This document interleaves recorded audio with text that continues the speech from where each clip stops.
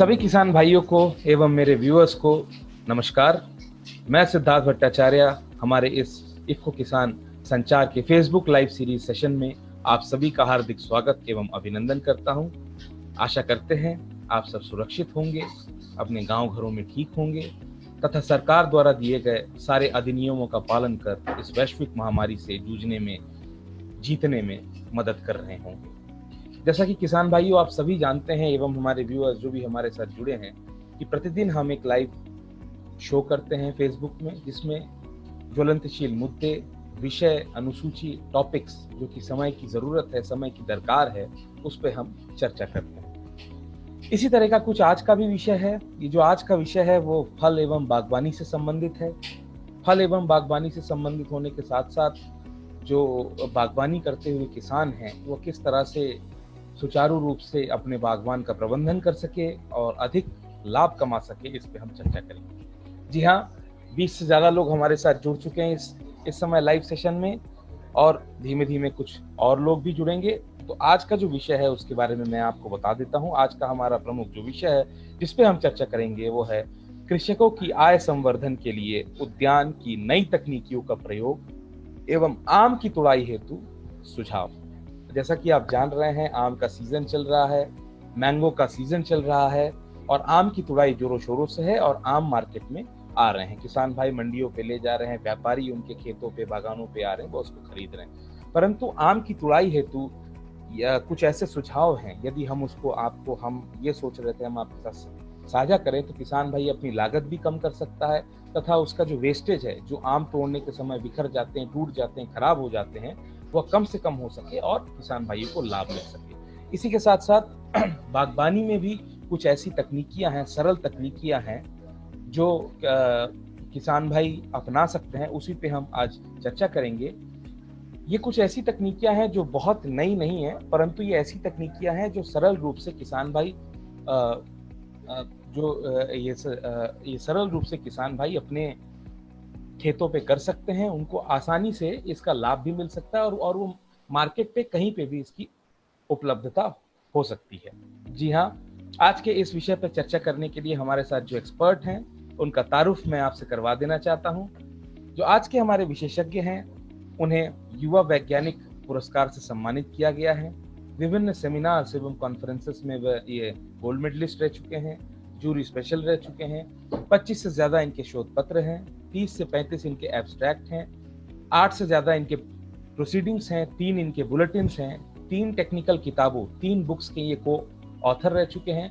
पिछले 1.5 दशक यानी 15 सालों से वह किसानों के बीच में रहकर किसानों के बीच अपनी सेवा निर्वृत्त कर रहे हैं एवं किसानों के लिए अपने जनपद, अपने राज्य हेतु प्रचार प्रसार विज्ञान से संबंधित इन्होंने फोल्डर्स एवं लीफलेट तैयार किए हैं जो किसान भाई सरल भाषा में पढ़ के खेती की जो ये कॉम्प्लेक्स टेक्निक्स हैं उनको समझ सके। 7 से ज्यादा इनके टीवी प्रोग्राम हैं तथा 2 रेडियो टॉक्स हैं। जी हाँ, इनकी यदि मैं उपलब्धता की बात करूं तो शायद पूरा दिन निकल जाए। तो आइए पूरी ऊर्जा के साथ स्वागत करते हैं हमारे आज के एक्सपर्ट डॉक्टर मनोज सोनी जी का।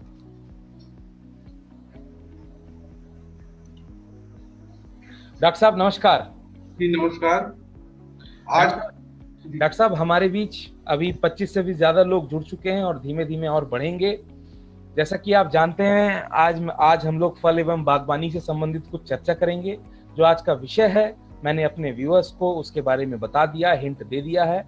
अब मैं चाहता हूं आप हमारे व्यूअर्स को जो आज का विषय है उसके बारे में जरा सा उसकी पृष्ठभूमि दें, इंट्रोडक्शन बताएं और किन किन मुख्य बिंदुओं पे हम बात करेंगे, चर्चा करेंगे, वो हमारे व्यूअर्स को बताएं। ओवर टू यू डॉक्टर साहब।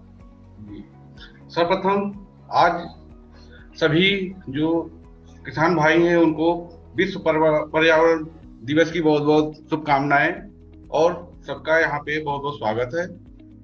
आज हम लोग किसानों की आय बढ़ाने के लिए जो हॉर्टिकल्चर में नई तकनीक चल रही है उस पे आज हम लोग की चर्चा होगी, जिसमें मैं चाह रहा था कि टपक सिंचाई, canopy management, high density planting, protected cultivation, mulching, इन सब पे हम लोग आज डिस्कस करेंगे, जिससे हम लोग की आय कहीं ना कहीं बढ़ जाएगी। हम ऑलरेडी ये सब काम करते आते हैं, लेकिन कहीं ना कहीं हमें थोड़ी सी उसमें कमी ये मिल रही है कि हमें जागरूकता की कमी है। हमें उस चीज को ही बढ़ाना है जिसके कारण लोगों की आय बढ़ जाएगी। और उसमें मुख्यतः हम लोग बात करेंगे टपक सिंचाई पे। सिद्धार्थ जी, सिद्धार्थ जी। जी डॉक्टर साहब, आपने आपने कहा कि मुख्यतः हम आज किस किस विषय पे बात करेंगे। इसी बीच हमारे साथ डॉक्टर सुशील कुमार राय, फिर ये मनोज जी, मोनालिसा जी, एवं धर्मेंद्र सिंह जी, परितोष पात्रा जी, ध्रुव पटोलिया जी, आशीष काले जी, विकास तोमर जी, कई लोग हमारे साथ जुड़ चुके हैं। धन्यवाद आप सभी लोग का हमारे साथ जुड़ने के लिए। 30 से भी ज्यादा लोग लाइव हो चुके हैं इस समय डॉक्टर साहब, और सभी ने अपना अभिवादन एवं धन्यवाद दिया है। आपको बहुत बहुत धन्यवाद, हमारे इस सेशन में बने रहे। तो डॉक्टर साहब आइए सबसे पहले बात करते हैं पहली जो हमारी उद्यान की तकनीक है, जो कि सरल तकनीक है, काफी ज्यादा नई नहीं है, परंतु ये एक ऐसी तकनीक है यदि किसान भाई इसको सुचारू रूप से इस्तेमाल करे, इसका प्रबंधन करे, तो उसका लाभ उनको जरूर मिलेगा। तो आइए मैं चाहता हूं आप हमारे व्यूअर्स को बताएं ड्रिप इरिगेशन के बारे में, ये क्यों जरूरी है बागवानी में, तथा किसान भाई इसको इस्तेमाल करके अपनी आय में संवर्धन कैसे करते हैं। ओवर टू यू डॉक्टर साहब। जी सिद्धार्थ जी, सर्वप्रथम हम लोग को, हमारे किसान को बधाई के पात्र हैं। आज हम लोग ड्रिप इरिगेशन में लगभग 2.5 लाख से ज्यादा हेक्टेयर ड्रिप इरिगेशन और स्प्रिंकलर में हम लोग कवर कर चुके हैं एरिया। लोग कहते थे कि यूपी के किसान बड़े कोई टेक्नोलॉजी नहीं यूज करते हैं, बड़े पीछे हैं, लेकिन अब ऐसा नहीं है। हम लोग अब टॉप 5 में इंडिया में चल रहे हैं। जो भी नई टेक्नोलॉजी आ रही है उसमें हमारे किसान भाई बड़ा आगे बढ़ चढ़ के उसमें हिस्सा ले रहे हैं, जिसमें टपक सिंचाई एक महत्वपूर्ण है। ये ऑलरेडी काफी 2002 से चल रहा है, जिसमें ड्रिप इरिगेशन करने से फायदा क्या होगा कि हमारे समय की बचत हो जाएगी, हमारे श्रम की बचत होगी, हमारे कहीं ना कहीं पैसे की बचत होगी। कैसे होगा? जो परंपरागत हम लोग सिंचाई करते हैं उसमें क्या होता है कि हमारा लगभग 20 से 75% जो पानी होता है उसका वेस्टेज हो जाता है। उसकी वजह से सबसे पहला काम हमारा है कि हमें जो पानी की हमारी एक अमूल्य संपदा है उसको बचाना है। और सिंचाई करने जो पौधे की जितनी जरूरत है, अगर हम लोग उतना पानी दें पौधे को, तो उससे क्या होगा, कहीं ना कहीं पौधे उसको पूर्ण रूप से उसका यूटिलाइज कर पाएंगे, पानी की वेस्टेज कम हो जाएगी और पौधे की बढ़वार अच्छी होगी और उत्पादन बढ़ेगा। इसमें क्या होता है कि जब हमारे पास ड्रिप इरिगेशन होगा तो हम लोग फर्टिगेशन, जब ड्रिप के थ्रू ही आप पानी साथ में उसमें फर्टिलाइजर आप दोनों एक साथ देंगे तो इसको फर्टिगेशन भी कहते हैं, जिससे हमारे खाद की भी, जो रासायनिक खाद है उसकी भी बचत हो जाएगी, कहीं ना कहीं हमारे उसमें पैसे की बचत होगी। और एक चीज और है, पौधे की जो जरूरत होती है वो एक बार में नहीं होती है, उसको हमें समय समय पे उसकी सिंचाई की जरूरत होती है, उसको खाद की जरूरत होती है। अगर उसके स्टेजेज हैं, इसी तरह पौधे की एक स्टेज होती है जो हमारी वेजिटेटिव होती है, जब उसमें पत्तियां निकलती है, फिर उसमें फ्लावरिंग स्टेज आती है, उसमें मेच्योरिटी होती है जब हम हार्वेस्टिंग करने लगते हैं। इसके बाद हमारी ये प्रक्रिया चलती रहती है। उस समय अगर हम ये चारों चीज को ध्यान में रखें और पौधे को उस समय के हिसाब से पानी, फर्टिलाइजर अगर हम समय समय पे देते रहेंगे तो उसमें जरूर हम लोग को हमारा क्वालिटी एक तो बढ़ेगी, दूसरा क्या है हमारी यील्ड बढ़ जाएगी, जिससे हमारी कहीं ना कहीं इनकम बढ़ेगी। दूसरी क्या बात है, जब हमारे पास ड्रिप होगी तो उसमें खरपतवार की भी काफी कमी हो जाती है, क्योंकि पानी आप केवल पौधों को दे रहे हैं, ना कि पूरे जमीन को। ट्यूबवेल चलती है हमारी वहां से लेके जहां तक पानी खुल रहा है, अपना जा रहा है, और हमको जहां पे पौधे को पानी देना है पता चलता है कि उससे पहले हम लोग कई हजार लीटर पानी वेस्ट कर देते हैं। तो ऐसे में अगर हम ड्रिप इरिगेशन या स्प्रिंकलर भी बहुत अच्छा है। जैसे हम लोग जो भी क्रॉप करें, इवन हम धान भी लगाते हैं, भिंडी की सब्जियों की अगर हम खेती करें तो वहां पे स्प्रिंकलर, और अगर बागवानी की बात करें तो ड्रिप इरिगेशन का बहुत ज्यादा महत्व है।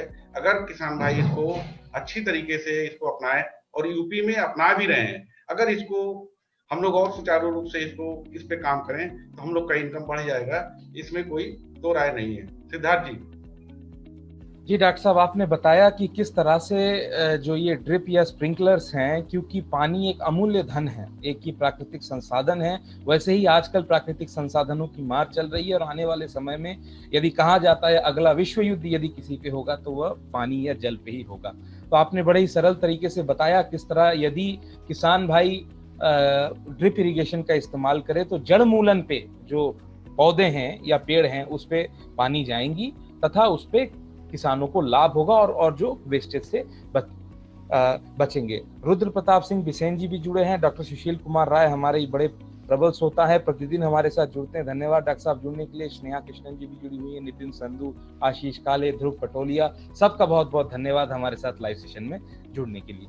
तो डॉक्टर साहब बढ़ते हैं अब हमारे अगली तकनीक की ओर। अब मैं चाहता हूँ आप हमारे किसान भाई जो बागवानी कर रहे हैं वो जो पेड़ों की झाड़ियां हैं उनका प्रबंधन यानी कैनोपी मैनेजमेंट जिसे हम टेक्निकल टर्म में बोलते हैं, झाड़ियों का प्रबंधन कैसे करें ताकि जो पेड़ पौधे हैं बागीचे में उसमें अधिक फलत आ सके और किसान भाई उसका लाभ ले सके। ओवर टू यू डॉक्टर साहब। जी, कैनोपी मैनेजमेंट एक इम्पॉर्टेंट प्रक्रिया होती है किसी भी पौधे के लिए।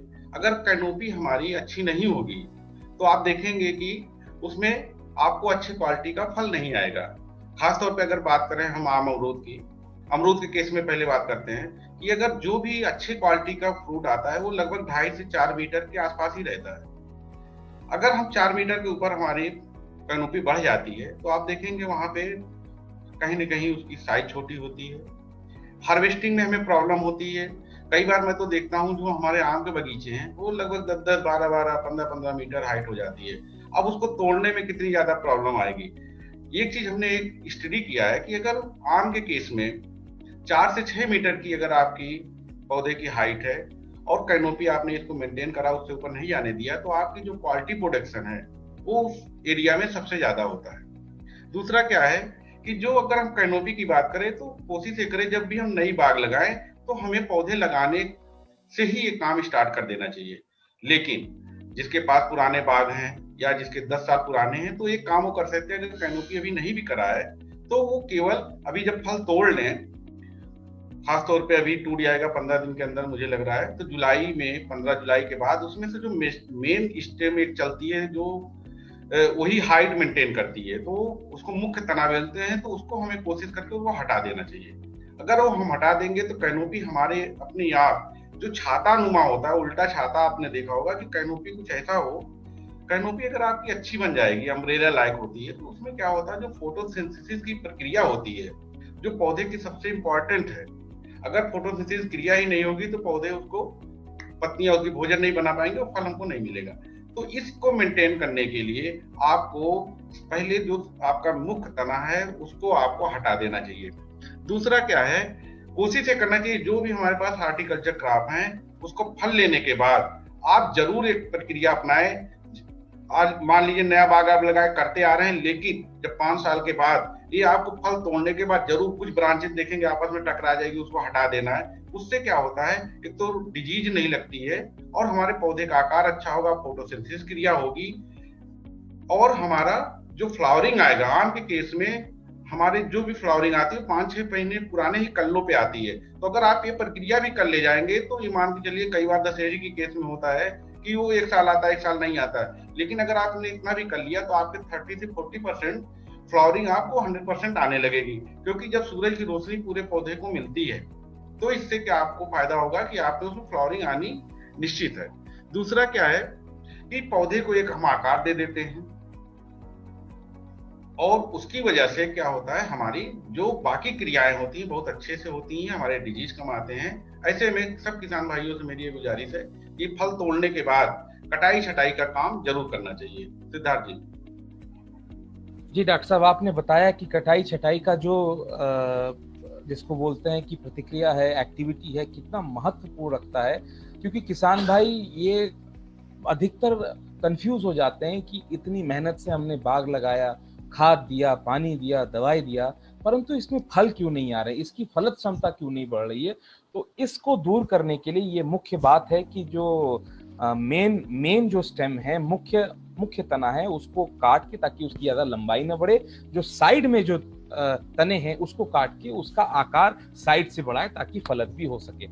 मुकेश तांक जी हैं, उन्होंने अपना अभिवादन दिया है। रॉकी रॉक जी, गुरमीत सिंह, जिम्मी, ओम प्रकाश सैनी, नीलेश चौधरी, सब लोग लाइव सेशन में जुड़ चुके हैं, अपना अभिवादन उन्होंने दिया है। बहुत बहुत धन्यवाद हमारे साथ जुड़ने के लिए। इसी बीच हमारा एक पहला सवाल आ गया है, मैं चाहता हूं कि वह सवाल आप जरा सा, हमारे एक व्यूअर है गुरमीत सिंह जिम्मी जी, और इसी के साथ साथ कई किसान भाइयों के भी ये सवाल रहते हैं, वो ये पूछना चाहते हैं ड्रिप इरिगेशन में सर सब्सिडी कितने % की मिलती है और किसान भाई उसको कहां से अपना सकते हैं? जी डॉक्टर साहब। सब्सिडी की बात करें अगर किसान भाई, तो उसमें हमारी सब्सिडी जो है, जो सामान्य वर्ग के किसान होते हैं उनको 80% की सब्सिडी ड्रिप और स्प्रिंकलर पे दी जा रही है। दूसरा है जो हमारे स्पेशल होते हैं, अनुसूचित जाति और जनजाति के जो किसान बंधु हैं, उनको 90% की सब्सिडी दी जाती है। और ये सब्सिडी जहां भी जिस जिले में आप हैं उसका आपका डीएचओ ऑफिस में, और आजकल तो ऑनलाइन होने लगा है, तो आप घर बैठे ही जो किसान सेवा केंद्र वहां जाके आप लोग उसको ऑनलाइन आप लोग उसको अप्लाई कर सकते हैं, और जो डिस्ट्रिक्ट हॉर्टिकल्चर ऑफिसर है उसी को ये चीज करना रहता है। और आपको जो पहले आएगा, इसमें पहला होता है फर्स्ट कम फर्स्ट सर्व, उनको ये बेनिफिट मिलता है। जी सिद्धार्थ जी। आशा करते हैं गुरमीत जी आपको आपके सवाल का उचित जवाब मिल गया। जैसे कि डॉक्टर साहब ने बताया कि 80% तक जो सामान्य वर्गीय किसान है उनको मिलता है, तथा 90 से 95% जो SC/ST वर्गीय के लोग हैं, किसान हैं, उनको मिलता है। और डॉक्टर साहब ने ये भी कहा कि यदि इसकी सब्सिडी की प्रमुख जानकारी आपको लेनी है, यदि चाहिए, तो ये बहुत ज़रूरी है, जो कि हम प्रतिदिन अपने हर लाइव सेशन में ये बोलते हैं कि अपने नज़दीकी कृषि विज्ञान केंद्र तथा जिला कृषि अधिकारी, जिला बागवानी अधिकारी, इनसे संपर्क बनाए रहें, इनसे जुड़े रहें, ताकि सरकार द्वारा दिए गए जितने भी स्कीम हैं उनका लाभ आप ले सकें। समय सीमा को देखते हुए बढ़ते हैं अब हमारे अगले सेगमेंट की ओर। अब मैं चाहता हूं आप हमारे किसान भाइयों को पलवार के बारे में बताएं, मल्चिंग के बारे में बताएं, और इसका कितना इम्पोर्टेंस है, ताकि किसान भाई इसको अपना के अपनी आय में वृद्धि कर सके। ओवर टू यू डॉक्टर साहब। जी, मल्चिंग एक ऐसी प्रक्रिया है, हम लोग को ये नई नहीं है, पहले से भी करते आए हैं। हम लोग क्या करते हैं, जो हमारे भी जो भी पौधे होते हैं, हम उसकी जो जड़ होती है, रूट एरिया होती है, उसको हम कवर कर देते हैं। वो पहले हम लोग शायद उसको गोबर की खाद से कर देते थे, कभी कभी धान की जो भूसी होती है उससे कर देते हैं, केले के सूखी पत्ती से। मेन हमारा होता है जो एक्टिव हमारे रूट जोन है, उसको हमें किसी ना किसी तरह से उसको कवर करना होता है। इसी को रूट जोन एरिया को कवर करने की ही प्रक्रिया को आप मल्चिंग कहते हैं, पलवार कहते हैं। दूसरा क्या है, जो ऑर्गेनिक मल्चेज हैं, ये बेनिफिट तो बहुत होता है, लेकिन इसकी प्रचुर जो मात्रा में उपलब्धता कई बार कम होती है। लेकिन जिसके पास है उसको यूज कर सकता है, अगर नहीं है तो प्लास्टिक मल्चिंग, पॉलीथीन मल्चिंग के नाम से आपको ये चीज मिल जाती है, और इसपे भी गवर्नमेंट की 50% की सब्सिडी मिल रही है। अगर आप हार्टिकल्चर क्रॉप जैसे बाग लगा रहे हैं, तो उसपे आपको 100 माइक्रोन, जिसको 400 गेज बोलते हैं, आपको काले रंग की, एक तरफ काला होता है, एक तरफ सिल्वर होता है, आपको वाला मल्चिंग आपको यूज करना चाहिए। मल्चिंग करने से फायदा क्या होता है कि आप में एक तो खरपतवार नहीं आएगा, दूसरा उसमें जो आपने सिंचाई किया है ज्यादा समय तक उसमें नमी संरक्षित रहेगी। उससे एक चीज और होता है कि इसमें जो माइक्रोब्स होते हैं, जो हमारे अंदर भी होता है, वो बेनिफिशियल होता है। कभी कभी हम डॉक्टर को जब दिखाने जाते हैं तो देखेंगे वो हमारे साथ उन्होंने कुछ पेट में जो हमारे कीड़े होते हैं वो ना मरे, तो उसके लिए हमें एक दवा देते हैं। उसी तरह पौधों में भी होता है, वो डार्क जो रूट एरिया अगर हमारा डार्क रहेगा तो वो ज्यादा उनकी ग्रोथ होती है, वो मिट्टी को अच्छे से वो काफी करके वो उसकी आपके जड़ की, आपके पौधे की बढ़वार अच्छी होती है, प्लस आपका जो उसमें प्रोडक्शन होगा, जो फ्रूट आएगा, जो भी आपकी यील्ड आएगी, वो कहीं ना कहीं उसमें ज्यादा अच्छे से क्वालिटी होती है।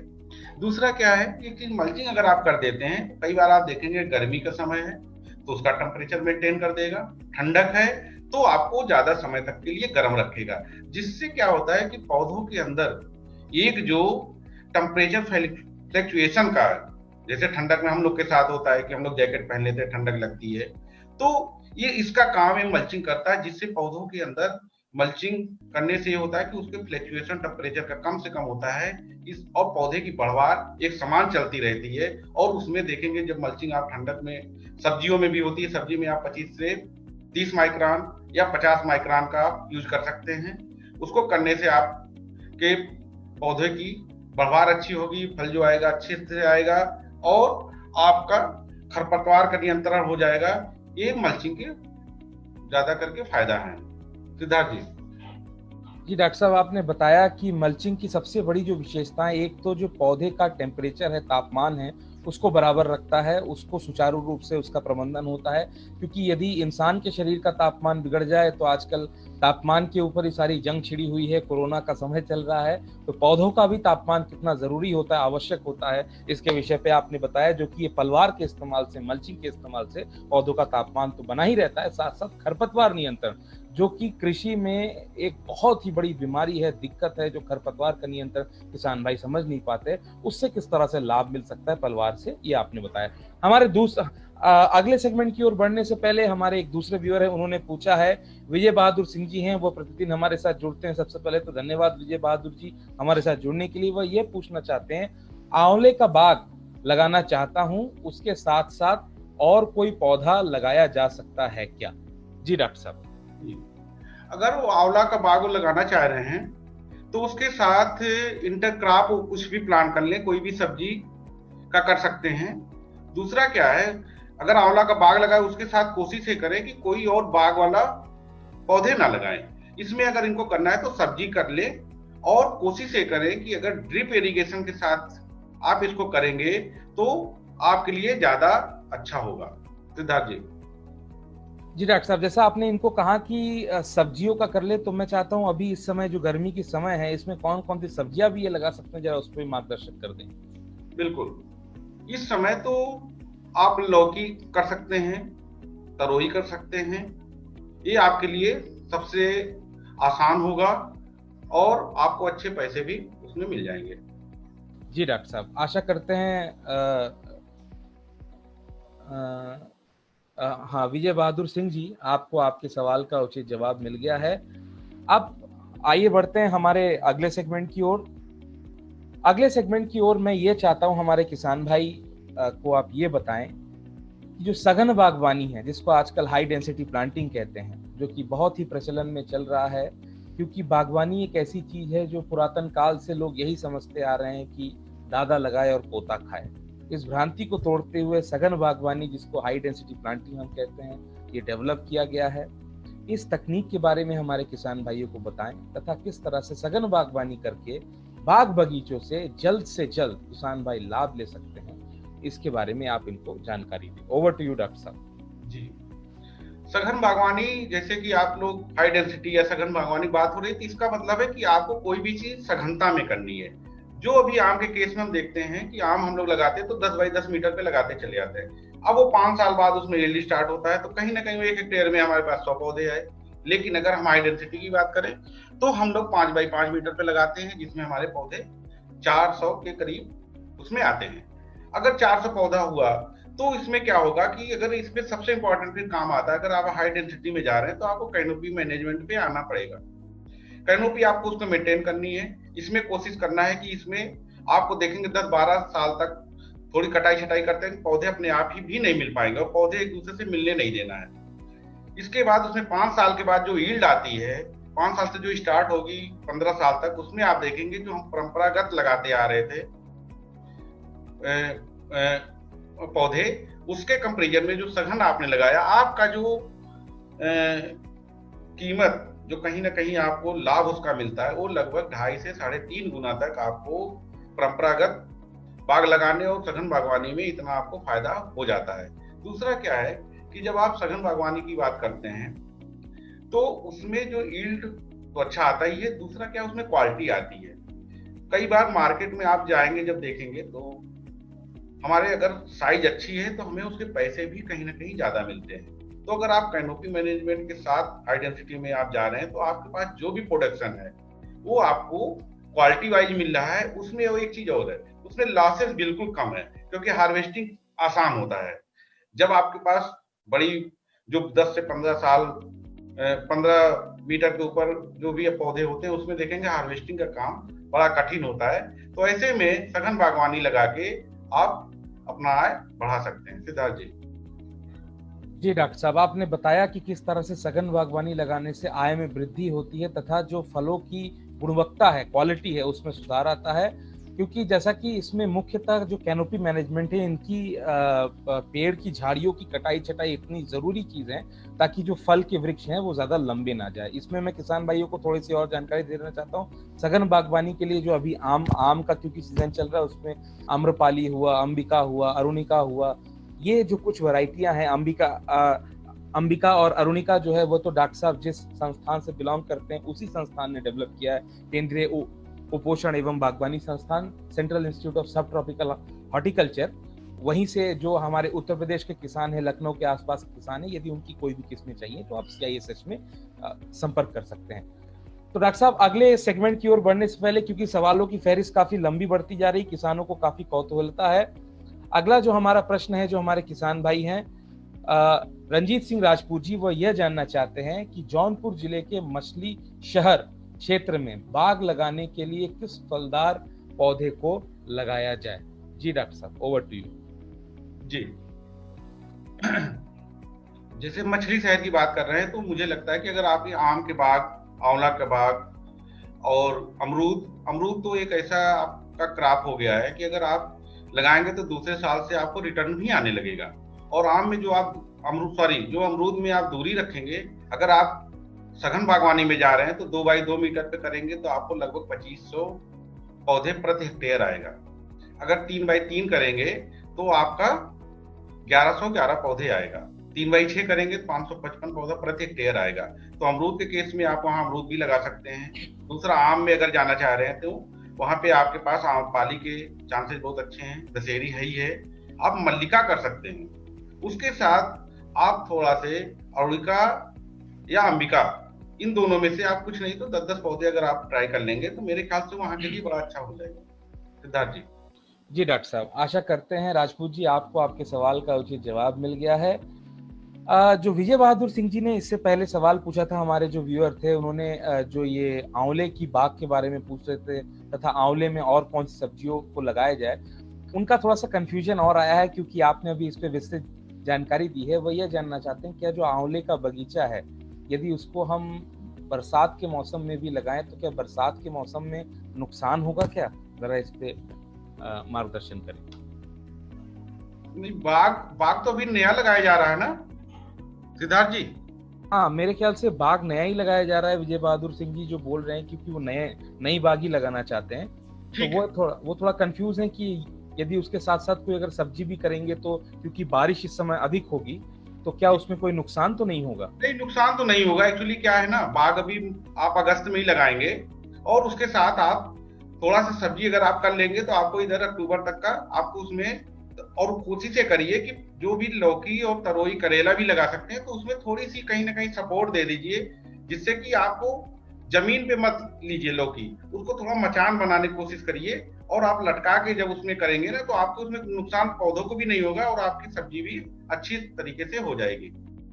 सिद्धार्थ जी, आशा करते हैं विजय बहादुर जी आपको आपके सवाल का उचित जवाब मिल गया। डॉक्टर साहब ने बताया कि अगर नया बाग है तो उसमें बारिश से नुकसान नहीं होगा तथा सब्जियों को जैसे कि लौकी, तरोई जिनका इन्होंने जिक्र किया, यदि आप उनको बाग के साथ साथ लेना चाहते हैं तो मचान बना के उसको ऐसा स्प्रेड करें कि जो, क्योंकि ये बेल वर्गीय जो है हमारे सब्जियां हैं तो इनको सपोर्ट की जरूरत होती है, तो मचान यदि आप बनाए तो उनकी बढ़वार, उनकी ग्रोथ अच्छी होगी। धन्यवाद डॉक्टर साहब। अब रुद्र प्रताप सिंह बिसेन जी हैं, वो तो खैर इस सेगमेंट पे हमने ऑलरेडी बात कर ली है। वो ये जानना चाह रहे हैं सर, हाई डेंसिटी में आम्रपाली के अलावा और कौन कौन सी किस्म लगा सकते हैं? मेरे ख्याल से डॉक्टर साहब ने बहुत प्रखर रूप से बता ही दिया है कि आम्रपाली के अलावा अंबिका, अरुणिका, मल्लिका, खास करके अंबिका और अरुणिका, ये जो 2 किस्में हैं जो CISH ने डेवलप की हैं, यदि आप इसको लगाते हैं तो आपको काफी फायदा होगा। अगले सेगमेंट की ओर बढ़ने से पहले मैं एक और सवाल लेना चाहूंगा क्योंकि बहुत क्यूरियोसिटी आ रही है हमारे सारे व्यूअर्स के मन में, और जो आज आप हमारे साथ जुड़े हुए हैं इसका ये भी एक बहुत बड़ा कारण है। मोनालिसा जी हैं जो प्रतिदिन हमारे साथ जुड़ते हैं, वो ये पूछना चाह रही है, sir kindly tell me, is there any way to stop the falling of flowers in guava tree? अमरूद में इनके जो फूल हैं वो गिर जाते हैं, तो फूलों का जो झड़ाव है, ये तो आम अमरूद हर जगह, मतलब जो भी कोई बागवानी करता है या अपने घरों पे यदि पौधे लगाता है तो उसमें दिक्कत आती है। तो इनको जरा सा गाइड करें डॉक्टर साहब कि इनके जो अमरूद के पेड़ हैं इसमें से फूल झड़ जा रहे हैं, उसको तो क्या रोकने का क्या सारे झड़ जा रहे हैं? एक मिनट सिद्धार्थ जी, क्या इनके जो फ्लावर है सारे झड़ जा रहे हैं या उसमें कुछ बच रहे हैं या कुछ गिर रहे हैं? ये जरा हमें क्लियर करें। और कितने साल का पौधा है उनका, ये चीज बताएं। मोनालिसा जी, आपको मेरे ख्याल से डॉक्टर साहब ने पूछा है कि यदि थोड़ा सा इस पे आप और अगर डिटेल दे दें कि सारे झड़ जा रहे हैं या कम है और कितने साल का पौधा हो गया है, तो यदि आप ये डिटेल थोड़ा सा और हमें अभी दे देते हैं तो इस पे विस्तृत तौर पे डॉक्टर साहब आपको जानकारी दे देंगे। तो आइए बढ़ते हैं अब हम अपने अगले सेगमेंट की ओर। अब मैं चाहता हूं आप हमारे किसान भाई एवं सारे व्यूअर्स को बताएं जो एक दूसरी तकनीक है, मॉडर्न टेक्निक है, जो कि संरक्षित खेती जिसे हम बोलते हैं, प्रोटेक्टेड कल्टीवेशन, जिसका काफी चलन आजकल हो चुका है। बहुत दिनों से कई किसान पॉली हाउस, शेड नेट ये लगा रहे हैं, परंतु इसमें से जो पॉली हाउस का खास करके यदि मैं बात करूं, पॉली हाउस के प्रति रुचि किसानों की कम होती जा रही है दिन प्रतिदिन। तो इसका क्या कारण है और तथा संरक्षित खेती करके किस तरह से किसान भाई लाभ ले सकते हैं कम लागत में? जी डॉक्टर साहब। पॉली हाउस जहां तक मुझे लग रहा है लोग इंटरेस्टेड इसलिए कम हो रहे हैं, कहीं ना कहीं उनको ज्यादा नुकसान हो रहा है। उसके पीछे कहीं ना कहीं उनकी जागरूकता की कमी हो रही है। दूसरा, वो कहीं ना कहीं जो भी क्रॉप ले रहे हैं वो अच्छे से नहीं। पॉली हाउस के साथ ड्रॉबैक भी हैं। अगर आप उसमें जरा से भी, पॉली हाउस में कोई भी क्रॉप है, अगर आप जरा से भी चूक जाएंगे, उसको आप रेगुलर विजिट नहीं करेंगे या आप वहां पे हर पौधे को नहीं देखेंगे, अगर एक पौधे में भी कोई डिजीज आ गया तो आप देखेंगे पॉली हाउस में वो विदिन डे पूरा आपका इन्फेक्शन क्रिएट हो जाएगा और आपके अच्छे खासे पौधे बिल्कुल डैमेज हो जाएंगे, जिसकी वजह से किसान मेरे ख्याल से ज्यादा परेशान होगा। उसके पीछे जागरूकता की कमी है। जहां तक जिसके पास पॉली हाउस है उनको अभी क्या करना चाहिए, अभी बरसात का सीजन आ रहा है, कुछ ना करें, वो केवल सब्जियों के सीडलिंग तैयार करें। और वो उसके लिए कई बार हम तो किसान को लो टनल भी कहते हैं, लेकिन जिस किसान के पास पॉली हाउस है उसको इस तरह यूज कर सकते हैं। और सब्जियों का जो आप सीडलिंग तैयार करेंगे, कोशिश करिए, एक पोर्टे आता है 98 होल का होता है, एक 108 होल का होता है, और उसमें मार्केट में 10 से लेकर 25 रुपए तक का उसका रेट भी है। और आप एक एक सीडलिंग तैयार कर लीजिए, तो एक ट्रे में आपके लगभग 108 और 98 इस तरह के आपके सीडलिंग तैयार हो जाएंगे। और आप किसान भाई जो भी सब्जी करते हैं उनके लिए आप जैसे टमाटर हो गया, खीरा हो गया, शिमला मिर्च हो गया, बैगन हो गया, इन सब के सीडलिंग आप तैयार करके, गोभी हो गया, आप तैयार कर देंगे। और किसान को अगर आप सितंबर में दे देंगे तो कम से कम किसान भाइयों का जो 1-1.5 महीना आराम से बच जाएगा और वो आपको अच्छा पैसा भी देगा। दूसरा क्या है कि अगर आप पॉली हाउस में जाना चाह रहे हैं तो आपको वो क्रॉप लेने हैं जो कहीं ना कहीं हाई वैल्यू क्रॉप होता है। जैसे शिमला मिर्च हो गए, उसमें आप कल देखते हैं 5-6 कलर का आता है, कलर्ड है, ग्रीन है, व्हाइट है, क्रीम कलर होता है, चॉकलेट कलर होता है, रेड कलर होता है। तो आप अगर इस तरह की चीजें करेंगे तभी आपको उसमें मुनाफा आएगा। दूसरा क्या है, टमाटर इसमें लगा सकते हैं आप। टमाटर में देखेंगे खासियत ये होती है कि टमाटर में जो भी टमाटर का हुआ या आपका खीरा का हुआ या शिमला मिर्च लगाना, ये सब अनियमित बढ़वार के पौधे उसमें लगाए जाते हैं। आप नॉर्मल सीड नहीं लगाएंगे, उनको इनडिटरमिनेट बोलते हैं। और उसमें आप देखेंगे जब आप पॉली हाउस में टमाटर करते हैं तो आपको लगभग एक पौधे से 16 से 18 केजी टमाटर मिलता है। खासियत दूसरी क्या है, जब आप पॉली हाउस का टमाटर आप हार्वेस्ट करेंगे तो आप अपने रूम टेम्परेचर पे रख देंगे तो लगभग 15 दिन तक उसमें कोई चेंज नहीं आएगा। दूसरा, उसमें जो रेडनेस होती है, जो कैरोटीनॉइड होते हैं, वो कहीं ना कहीं लाइकोपिन जो होता है वो बहुत अच्छे से डेवलप होता है। उसके वजह से ये आपके जो बाहर के टमाटर होते हैं उससे बहुत अच्छी क्वालिटी में होता है। पॉली हाउस जो नया लगाना चाहते हैं उसमें एक नेचुरली वेंटिलेटेड होता है, एक हाईटेक होता है, एक लो कास्ट होता है। लो कास्ट का जो 500 से लेकर 600 रुपए प्रति वर्ग मीटर का खर्चा आता है, जो हमारा नेचुरल वेंटिलेटेड है वो 850 से लेकर 950 रुपए प्रति स्क्वायर मीटर का खर्चा आता है। और हाईटेक में जाएंगे तो 1600 से लेकर 1800। इस पे भी गवर्नमेंट की 50% की सब्सिडी है।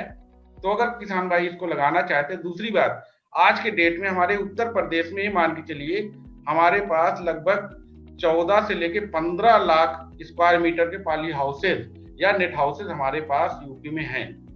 सिद्धार्थ जी,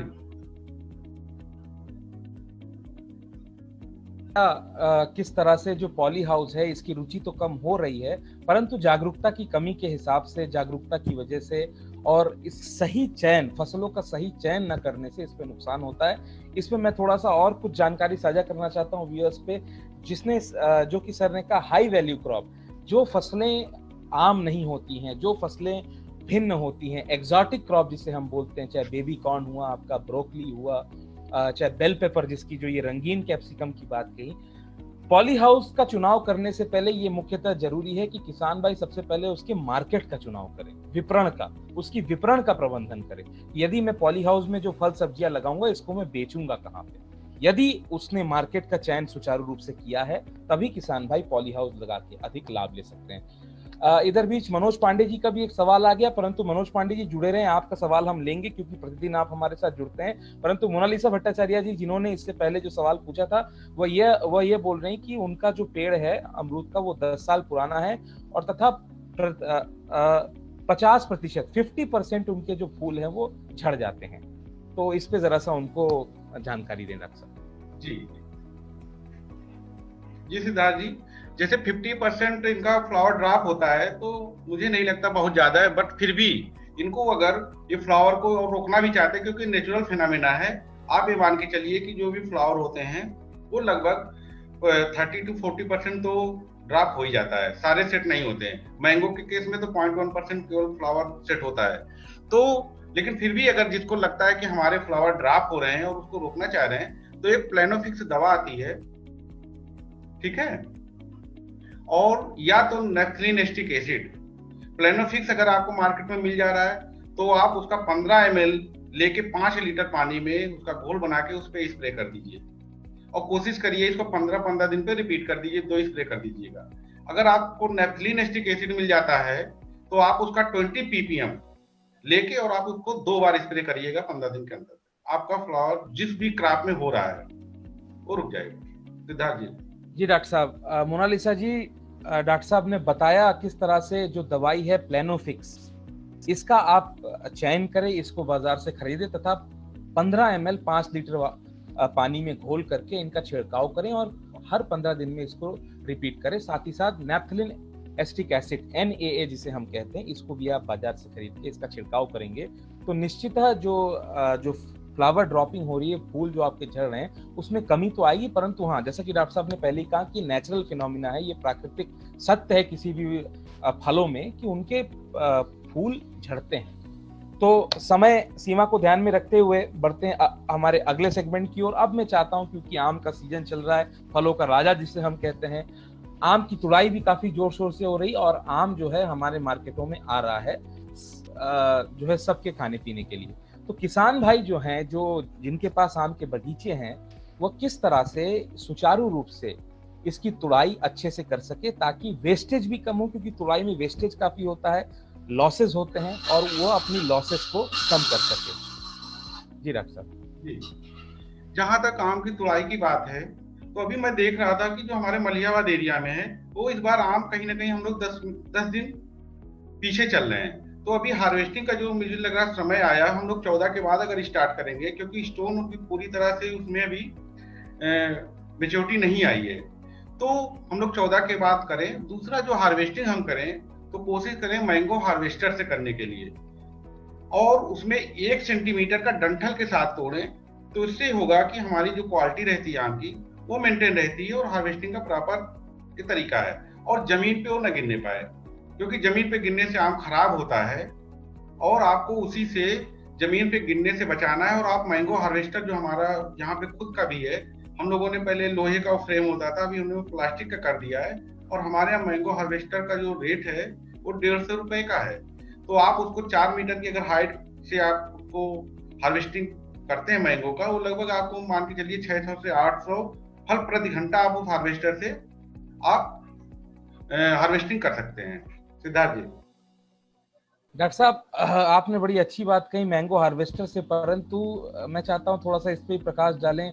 मैंगो हार्वेस्टर जो सीमांत एवं लघु किसान है, जिनके पास शायद ज्यादा आय न हो, यदि उनको भी अपने बाग बगीचों में अच्छे से तुड़ाई करनी हो, जो सामान्य विधि हो, ITK टेक्नोलॉजीज को बोलते हैं, इंडिजिनियस जो नॉलेज है उसको प्रयोग करके यदि आप उनको कुछ सुझाव दे सकें तो ये बड़ा अच्छा होगा। जी, सर्वप्रथम यही है कि आम जो भी हार्वेस्टिंग करें, कोशिश ये करें कि वो जमीन से न टच हो पाए, जैसे भी तुड़ाई करें। और अगर डंठल सही थोड़ी सी हो जाए, अब उसकी वो टेक्निक बना ले। आजकल तो लोग, मैंने देखा कि बोतल में वो करके कर ले रहे हैं। और आप नेट ले सकते हैं, जो नेट, और नेट को लेके और दो आदमी नीचे पकड़ के कोशिश ये करें जो भी आम गिरे उस नेट पे आए और जमीन के संपर्क में नहीं आएगा, तो वो आपके लिए मेरे ख्याल से खर्चा भी बहुत कम है, तो वो बेस्ट तरीका होगा। सिद्धार्थ जी। जी डॉक्टर साहब, आपने बताया किस तरह से जो ये सरल तकनीक है नेट का इस्तेमाल करके, नेट पे ना ही ज़्यादा लागत आती है ना ही ज़्यादा खर्चा आता है। दो लोग यदि उसको जो है नीचे से पकड़ लें तथा पेड़ को अगर जो है झकझोड़े या फिर हिलाए या फिर बोतल का प्रयोग करके खूंटी लगा करके उसको खींचे, तो इससे जो है नुकसान कम होगा। और जो किसान भाई हार्वेस्टर नहीं खरीद सकते हैं, हार्वेस्टर नहीं बना पाएंगे, उनको लाभ होगा। डॉक्टर साहब, गुरमीत सिंह जिम्मी जी पूछ रहे हैं, जैसा कि आपने मोनालिसा जी को बताया था कि जो प्लानोफिक्स की मात्रा 15 ml 5 लीटर पानी में डालना है, तो वो ये थोड़ा सा कंफ्यूज हो गए कि सर प्लानोफिक्स का डोज 15 ml 5 लीटर पानी में ज्यादा तो नहीं हो जाएगा? ये जो है गुरमीत जी बोल रहे हैं, क्योंकि नॉर्मल 1 ml 4.5 ml यूज की जाती है जो आपने अमरूद में बताया था। तो क्या कहीं ये प्लानोफिक्स की मात्रा ज्यादा तो नहीं हो जाएगी 15 ml? ये जो है ये गुरमीत जी जानना चाहते हैं। नहीं, एक्चुअली हार्डी क्रॉप होता है, तो मेरे ख्याल से 15 ml 5 लीटर पानी के लिए तो ज्यादा तो नहीं है। ठीक है, अगर हाँ वेजिटेबल के केस में होते तो जरूर ज्यादा था, लेकिन हार्टिकल्चर क्रॉप में बेस्ट है। ठीक है डॉक्टर साहब, आशा करते हैं गुरमीत जी आपको आपके सवाल का जवाब मिल गया है। तो डॉक्टर साहब चलते हैं अब आज अपने लास्ट सेगमेंट की ओर, क्योंकि समय सीमा को भी हमें ख्याल रखना है। 30 से ज्यादा लोग हमारे साथ लाइव में जुड़े हुए हैं अभी भी। कौतूहलता तो काफी है किसान भाइयों को, क्यूरियोसिटी बहुत है, काफी प्रश्न भी आ रहे हैं, परंतु समय की अवधि के कारण हम सारे सवालों के तो जवाब नहीं दे पाएंगे। कुछ सवालों के जवाब हम जरूर देंगे। मनोज पांडे जी हैं जिनसे मैंने वादा किया था, उनका सवाल मैं जरूर लूंगा। अंत के जो सेगमेंट की ओर बढ़ने से पहले हमारे जो व्यूअर हैं मनोज पांडे जी, जो प्रतिदिन हमारे साथ जुड़ते हैं, वह उत्तराखंड से संबंधित हैं, उत्तराखंड क्षेत्र के हैं, तो वो ये जानना चाहते हैं उत्तराखंड में कौन से फलों की बागवानी करना उचित होगा। जी डॉक्टर साहब। अब उत्तराखंड में एरिया की बात अगर हम करें, तो अगर वो पिथौरा अगर साइड में है, क्योंकि वहाँ ठंडक ज्यादा पड़ता है, तो भाई इनके लिए तो एप्पल वगैरह है ही है, प्लस शायद वहां पे लीची भी ये लोग कर सकते हैं। अब अगर इधर हमारे रुद्रपुर और इधर रहेंगे, जहाँ पे कहीं ना कहीं उत्तर प्रदेश वाली थोड़ी इन्वायरमेंट मिल रही है, तो वहां पे आप लोग आम और अमरूद का भी अच्छे से बागवानी कर सकते हैं। अल्मोड़ा जिले के हैं हमारे व्यूअर जो हैं, तो अल्मोड़ा से भी संबंधित आप मेरे ख्याल से आम और जो आम वहां पे हो जाएगा, कोई दिक्कत नहीं। और दूसरा, अगर आपको वहां पे थोड़ा सा लगता है तो वो केबीके, ठीक है, या तो फिर पन्नगर से थोड़ा सा कांटेक्ट कर लेंगे तो मेरे ख्याल से ज्यादा बेटर रहेगा, क्योंकि मैं वहां के थोड़ा सा क्लाइमेट को अभी बहुत आइडेंटिफाई नहीं कर पा रहा हूँ। ठीक है, तो थोड़ा सा वो देख लेंगे। ठीक है मनोज पांडे जी, आशा करते हैं आपको आपके सवाल का उचित जवाब मिल गया। डॉक्टर साहब ने बोला आम या अमरूद तो आप लगा ही सकते हैं, लेकिन साथ साथ यदि आप अपने नजदीकी कृषि विज्ञान केंद्र में संपर्क करेंगे तो आपको ज्यादा फायदा होगा। ओम प्रकाश सैनी जी हैं, क्योंकि सवाल आ रहे हैं तो मैं चाहता हूं, थोड़ा समय है हमारे पास तो मैं आपसे पूछ ले रहा हूं। ओम प्रकाश सैनी जी हैं, वो ये पूछना चाहते हैं हरियाणा में बागवानी में कौन कौन से पौधे लगा सकते हैं जहां पर खारा पानी अधिक है। जी डॉक्टर साहब। जी, अगर खारा पानी वहां पे है तो पहले तो आप आंवला पे जा सकते हैं। दूसरा, आप वहां पे एप्पल बेर बहुत चलता है तो आप बेर पे जा सकते हैं। दूसरा, आप बेल पे भी कर सकते हैं। तो मेरे ख्याल से ये 3 आप फल के, और अमरूद का भी थोड़ा सा चांस है, जहां पे सरदार वैरायटी आप सजेस्ट कर सकते हैं। ये 4 आपके लिए ज्यादा बेनिफिट रहेगा। क्योंकि ओम प्रकाश सैनी जी, जब हम खारे पानी की बात करते हैं, खारे पानी में सबसे बेस्ट जो है आंवला, वो तो भूमि का भी उपचार करता है, बागवानी के साथ साथ मिट्टी को भी, सॉइल को भी वो रिक्लेम करता है। तो मेरे ख्याल से आंवला तथा बेल जो ये डॉक्टर साहब ने बताया सरदार वैरायटी है, उसको आप लगाएं, और अमरूद में तो इससे भी आपको लाभ हासिल होगा। डॉक्टर साहब, बढ़ने से पहले हम आज का आखिरी सवाल लेते हैं, उसके बाद हम अपने अंतिम सेगमेंट में आएंगे। सौरभ शंकर दुबे जी हैं, मध्य प्रदेश से इनका ताल्लुक है। वो ये जानना चाहते हैं कि कौन सी फल व्यवसायिक रूप से ठीक होगा पूर्वी मध्य प्रदेश के लिए। जी डॉक्टर साहब। जहां तक मैं इसको समझ पा रहा हूँ एमपी को, तो आपके लिए तो अमरूद सबसे नंबर 1 पे है। सेकंड, आप मैंगो पे भी जा सकते हैं, मैंगो का भी काफी वहां पे हो रहा है। तो आप मल्लिका और दशहरी आम्रपाली, ये 3 आप उसमें मैंगो के केस में जाएं, और आपके लिए अमरूद तो बेस्ट है ही है। आप एक इस क्रॉप को वहां पे करेंगे तो मेरे ख्याल से आपके लिए ज्यादा फ्रूटफुल होगा। सिद्धार्थ जी। जी डॉक्टर साहब, सौरभ शंकर दुबे जी, डॉक्टर साहब ने बताया, जैसे कि मैंने आपका सवाल उठाया, उन्होंने बताया जो पूर्वी मध्य प्रदेश है उसमें अमरूद और आम, इसकी बागवानी अभी काफी जो है प्रचलित हो रही है। इसके जो एकड़ जैसे एरिया बढ़ रहे हैं, तो और आम में भी यदि आप मल्लिका एवं क्या बोलते हैं आम्रपाली अगर आप लेंगे तो इसमें ज्यादा फायदा होगा। पूजा साहू जी भी ये आ चुकी हैं, वो ये पूछ रही है, सर मैं मध्य प्रदेश से हूँ, can I cultivate strawberry crop? Strawberry क्या वो लगा सकती हैं? जरा इस पे जवाब दे देना। जी जी, स्ट्रॉबेरी बिल्कुल लगा सकते हैं, लेकिन उसके लिए यही है कि आपको स्ट्रॉबेरी का जो आप रनर लाएंगे वो सितंबर तक जरूर ले आएं, क्योंकि वहां पे भी क्लाइमेट जो एमपी यूपी का लगभग अक्टूबर से लेकर फरवरी तक सेम ही होता है, तो आपका आराम से हो जाएगा, उसमें कोई बहुत दिक्कत नहीं है, स्ट्रॉबेरी आप कर सकते हो। जी डॉक्टर साहब, पूजा साहू जी, डॉक्टर साहब ने बोला कि उसका रनर, जिससे वो रनरी जो उसका बीज की तरह काम करता है, तो उसका रनर आप जो है जहां से भी लाएं वो सितंबर तक ले आके उसकी जो है बुआई कर दे, सोइंग कर दे, तथा मल्च का इस्तेमाल जरूर करें। कोशिश करिए प्लास्टिक मल्च यानी पलवार और ड्रिप, ये 3 चीज यदि आप इस्तेमाल करेंगे तो निश्चित है आपको क्या बोलते हैं स्ट्रॉबेरी उगाने में अच्छी बढ़वार होगी। आइए अब हम बढ़ते हैं हमारे आखिरी सेगमेंट की ओर। 30 से ज्यादा लोग हमारे साथ लाइव में सेशन में जुड़ चुके हैं और सभी लोग का अभी तक 50 मिनट का प्रोग्राम हो चुका है। हमने कोशिश किया था इसको आधे घंटे में सीमित करेंगे, परंतु लोगों की कौतूहलता, जिज्ञासा इतनी बढ़ती जा रही थी, तो अब हम ये 50 मिनट तक हमें करना पड़ा। अब मैं ये चाहता हूं, क्योंकि खरीफ का सीजन आ रहा है, आने वाले समय में मौसम में भी थोड़ी नमी रहेगी तथा बारिश की जो पूर्वानुमान है वो काफी है, तो इस आने वाले समय में जो हमारे बागवानी करने वाले किसान भाई हैं उनके लिए आपकी क्या सलाह है, तथा जो बाग बगीचे जिनके पास किसान भाइयों के पास हैं उनके लिए क्या सावधानी बरते और क्या प्रबंधन करें ताकि उनको लाभ मिल सके? जी डॉक्टर साहब। सर्वप्रथम तो जिनके पास अपने अभी बाग हैं, जिनके पास आम के हैं, वो अभी आम तोड़ने के जस्ट बाद उसमें अपना थोड़ी सी कटाई छटाई कर लें। जो लोग नया बाग लगाना चाहते हैं उनके लिए सबसे अच्छा समय आने वाला है, वो गड्ढा भी बना लें और उसमें कम से कम 3-4 किलो गोबर की खाद उस गड्ढे में भर दें। अगर वहां दीमक की प्रॉब्लम आ रही है तो सबसे पहले उसमें क्लोरोपाइरीफास 2 ml पर लीटर के हिसाब से उस गड्ढे में डाल दें। अगर नहीं आ रही है तो कोई भी इंसेक्टिसाइड, उसका चाहे नुआन हो गया, सेविन हो गया, सिंपल अपना इंसेक्टिसाइड 1.5 ग्राम पर लीटर के हिसाब से उसमें गड्ढे में डाल के इसमें गोबर की खाद डाल दें, और इसके बाद उसमें सिंगल सुपर फास्फेट लगभग 50 से 75 ग्राम पर गड्ढा उसमें आप डाल के उसको छोड़ दें। फिर 1 महीने के बाद आपको जो भी बाग लगाना, आम का लगाना हो आम का लगाएं, अमरूद, बेल, आंवला, जामुन की जहां तक बात करते हैं, जामुन की हमारे पास 2 वैरायटियां हैं। एक J37 है जो बड़े साइज का आता है, एक बाकी J42 हमारा वो सीडलेस है, लेकिन जो J52 है उसकी थोड़ी सी बियरिंग कम होती है, तो लेकिन फिर भी जो लोग शौकीन है कि हमें सीडलेस चाहिए तो उसके लिए 2 पौधे 3 पौधे ट्राई कर सकते हैं। लेकिन अगर जामुन के जो भी शौकीन है, क्योंकि आने वाला समय जो भी चल रहा है, खासतौर पे अगर बात हम इंडिया का करें, इंडिया में यूपी की करें, तो कहीं ना कहीं अभी देख रहे हैं लोग कोरोना कोविड-19 काफी इफेक्टिव हो रहा है। लेकिन अगर हमारा जो खाने का है, रहने का अपना जो भी है, अगर हमारा इम्यून सिस्टम मजबूत हो जाए तो कहीं ना कहीं हमें कुछ भी इस टाइप की बीमारी का असर नहीं होगा। उसके लिए इम्यून सिस्टम मजबूत करने के लिए हमें जो हमारे फल का शुरू से हमारे यहाँ पूर्वज हमारे करते आए, तो मेरे ख्याल से हम लोग के बड़ा बेनिफिशियल है।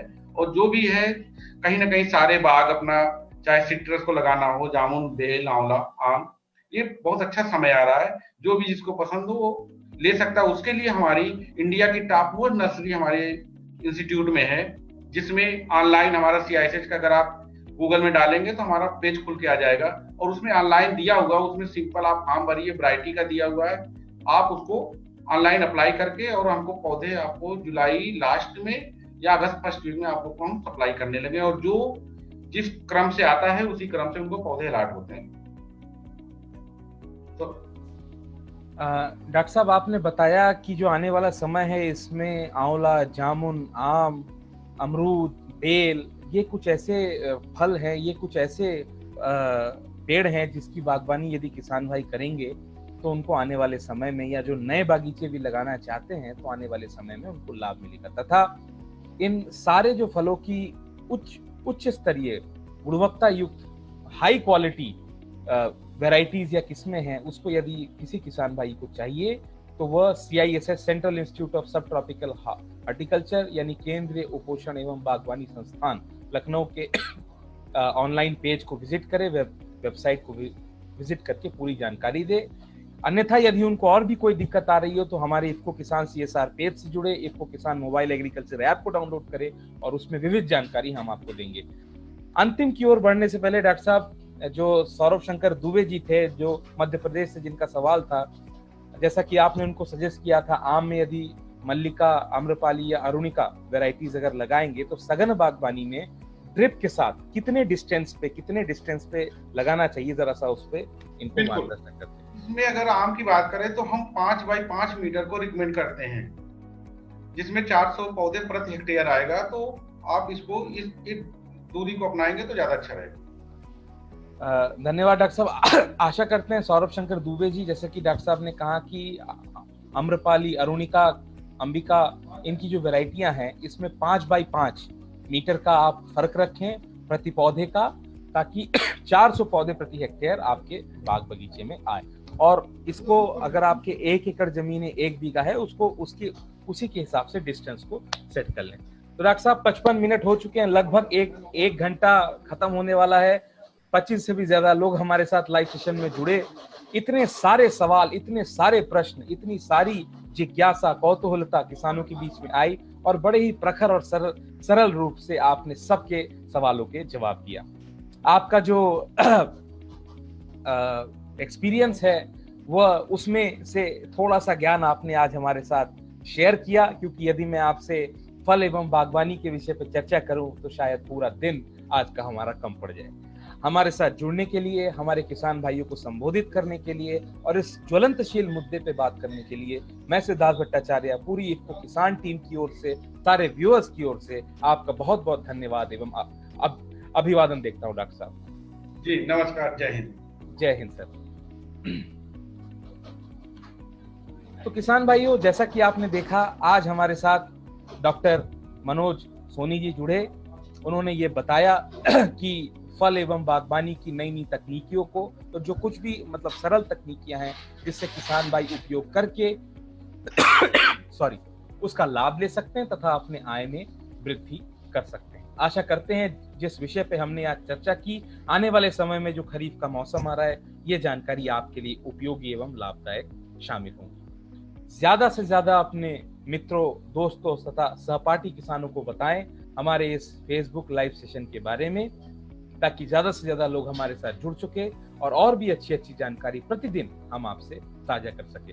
अवधेश सिंह बिसेन जी हैं, वो थोड़ा सा पूछ रहे हैं कि सर आंवले में फलन की समस्या बहुत आती है, कि फल नहीं लगाते, क्या कारण है सर, मार्गदर्शक करें। अवधेश जी, क्योंकि समय की कुछ हमारी अवधि थी, कुछ लिमिटेशंस थे, तो डॉक्टर साहब तो इसका सवाल नहीं दे पाएंगे, परंतु 24 घंटे के अंदर हम आपसे वादा करते हैं जो भी सवाल किसान भाई जिनके मन में कौतूहलता है वो अगर पूछते हैं, हम उसका जवाब दे देंगे। इसका जवाब जल्दी आपको मिलेगा। सभी लाइव व्यूअर्स जो आज हमारे साथ जुड़े, उनका बहुत बहुत धन्यवाद, अभिवादन। और कल ठीक इसी समय 11 बजे एक नए विषय पे, नए ज्वलंतशील मुद्दे पे, नए एक्सपर्ट के साथ हम आपके साथ जुड़ेंगे। तब तक मैं सिद्धार्थ भट्टाचार्य, इफ्को किसान की तरफ से सभी व्यूअर्स किसान भाइयों को नमस्कार, जय हिंद, जय भारत।